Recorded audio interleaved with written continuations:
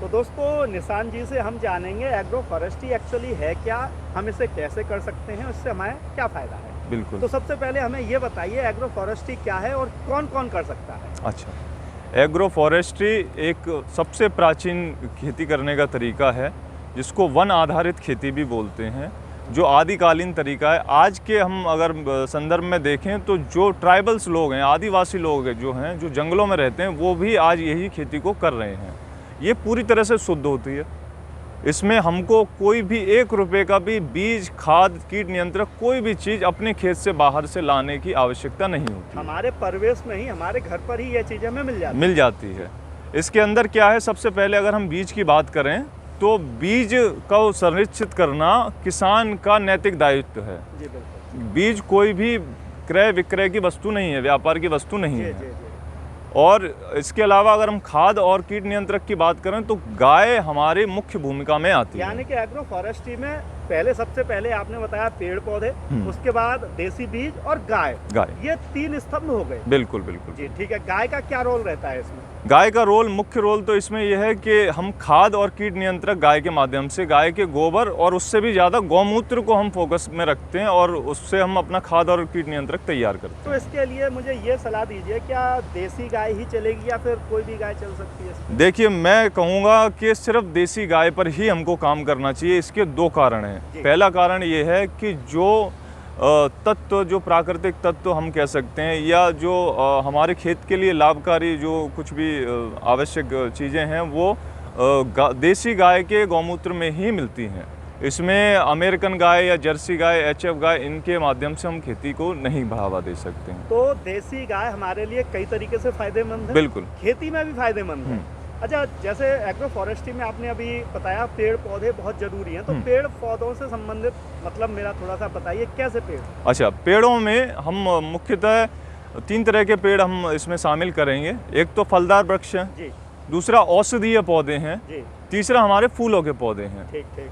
अब इसमें तीनों में क्या क्या हमको लाभ मिल सकता है। फूलों के पौधे से अगर हम अपनी बाउंड्री बनाते हैं या खेत की मेड़ों पर फूल लगाते हैं, उत्पादन करते हैं, तो हमारा पहला फ़ायदा तो यही है कि हम उन फूलों को मार्केट में बेच सकते हैं। वो एक एक्स्ट्रा सोर्स ऑफ इनकम हो गया, वो जगह नहीं घेरता। हमारे प्राकृतिक कृषि में एक बात कही जाती है, खेत में मेड़ और मेड़ पर पेड़, ये होना बहुत आवश्यक है। अभी आजकल एक मिथ चल रहा है किसानों के बीच में, ऐसा कह सकते हैं वैज्ञानिकों के माध्यम से या किसी भी माध्यम से उनको ये कहा गया कि किसी पेड़ की छाया में, जैसे ये पेड़ है, अब इसकी छाया में खेती नहीं हो सकती है। हाँ, ये मैंने काफ़ी सुना है, उसी वजह से हमारे किसान पेड़ काट देते हैं। अब मेरा अपना अनुभव है, इस खेत में आप खड़े हुए हैं, ये जंगल बना हुआ है पूरा खेत। बिल्कुल, देखिए एग्रो फॉरेस्ट्री का एक सुपर आदर्श मॉडल यहाँ पर है। ये पूरा 1 हेक्टेयर का फार्म है और आपको यहाँ पर हजारों पौधे, और ये सभी विभिन्न 60 से अधिक प्रजातियों के फलदार, फूलदार, औषधीय पौधे यहाँ जो है निशान जी ने लगाए हुए हैं, और इसमें खेती भी हो रही है बहुत बढ़िया। और मैं आपको ये विश्वास दिला सकता हूँ, या आप आकर के इस चीज़ को देख भी सकते हैं कि पेड़ों के साथ खेती और बेहतर होती है। जी।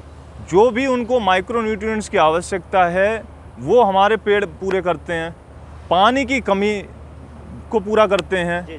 उसके अलावा सीधी धूप, सीधी बरसात, सीधा सर्दी में जो क्या बोलते हैं, पाला जो पड़ता है, उसको बचाते हैं, उससे हमारे फसलों को बचाते हैं। अच्छा, तो एग्रो फॉरेस्ट्री मिश्रित खेती आधारित है, कहते हैं क्या? बिल्कुल, ये मिश्रित खेती का ही कंसेप्ट है। कभी भी हमको एकल खेती नहीं करनी चाहिए। एकल खेती पूरी तरह से नुकसान का विषय है, इसमें किसानों को कभी भी लाभ मिलने वाला नहीं है। अच्छा सर, मुझे ये बताइए, आपने कहा प्राकृतिक खेती, प्राकृतिक खेती से कोई फायदा है?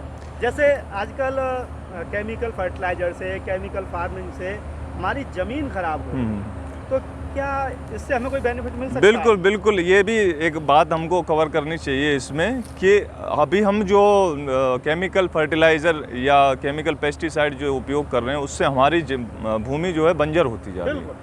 लेकिन अभी आप जहाँ खड़े हुए हैं सेवा फार्म्स में, इसकी मिट्टी मैं आपको दिखाऊंगा। अभी इसकी मिट्टी कंकरीली मिट्टी थी। अच्छा। ये भराव की मिट्टी है यहाँ पर, और जिसको बीहड़ की मिट्टी कह सकते हैं या बंजर भूमि कह सकते हैं, जिसमें जीवाश्म की मात्रा 0 होती है, शून्य होती है।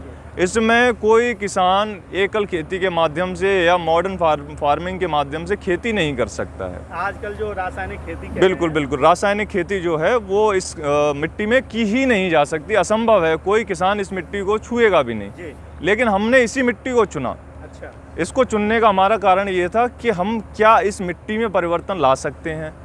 अगर हम इस मिट्टी में परिवर्तन ला सकते हैं तो हम सारे खेत जो अब मिट्टी खराब होती जा रही है, बंजर होती जा रही है, उसको भी हम इसको बचा सकते हैं। तो किसान आपके तरीके से अगर काम करें तो खराब मिट्टी भी सही हो जाएगी। बिल्कुल हो जाएगी, बिल्कुल हो जाएगी, 100% हो जाएगी। उसके लिए हमको करना क्या है, एक तो हमारे पास देसी गाय होनी चाहिए। उसके लिए बहुउपयोगी है देसी गाय का गोबर गौमूत्र, जी, जो कि जीवाश्म को अंदर जितना जीवाश्म है हमारे 8 फीट 10 फीट 15-20 फीट तक के जीवाश्म को वो बाहर लाता है। सरफेस पे लेके आता बिल्कुल सरफेस पे लेकर के आता है, जिससे कि हमारी मिट्टी पलटती है और उसमें जो भी माइक्रो न्यूट्रिएंट्स है उसकी पूर्ति करती है वो। अच्छा, एक तरह से भोजन हम उनको देते हैं। जी, ठीक है ना, एक तो ये हो गया। दूसरा, मिश्रित खेती इसमें बहुत ज़रूरी है। मिश्रित खेती का मतलब क्या है, बायोडाइवर्सिटी, जैव विविधता। जैसे अभी हमने कृषि वानिकी की जब बात कर रहे हैं तो इसमें सभी तरह के पेड़ पौधों को हम इंक्लूड कर रहे हैं, जिसमें फलदार वृक्ष भी हैं, औषधीय पौधे हैं, फूलों के पौधे हैं। इसी तरह से खेती में भी हम एक खेती कभी ना करें, एकल खेती कभी ना करें। खेत को हम छोटे छोटे प्लॉट में बांटें और उसमें अनाज लगाएं, दलहन लगाएं, तिलहन लगाएं, मसाले लगाएं, सब्जियां लगाएं। ये सारी चीज़ें हमको सम्मिलित करनी चाहिए और सीजनल होनी चाहिए सारी चीज़ें, मौसम के अनुरूप हमको अपनी पैदावार करनी चाहिए। अब ये हमको देखने की ज़रूरत है कि हमको किस चीज़ पर फोकस करना, हमारा मार्केट क्या चाहता है। सब्जियां हम उगा सकते हैं, कम से कम इतना तो हम कर ही सकते हैं कि अपने घर के लिए सारी चीज़ें हम अपने खेत के अंदर उगाएं और वो पूरी तरह से शुद्ध होगी तो हमारे स्वास्थ्य के लिए भी लाभदायक होगी। आपने जो बात अभी सरल शब्दों में कही, अगर मैं कृषि की भाषा में कहूँ तो पारिस्थितिकी तंत्र, जो पहले बताया जाता है कि जैव विविधता होना बहुत जरूरी है। बहुत जरूरी है। अगर किसी फील्ड में एक ही तरह के पौधे होंगे तो बीमारी एक साथ उसे कवर कर बिल्कुल देगी। बिल्कुल, और अगर अलग अलग तरह के पौधे होंगे तो वो बीमारी उन पे इतना असर नहीं करेगी। ये बिल्कुल सही।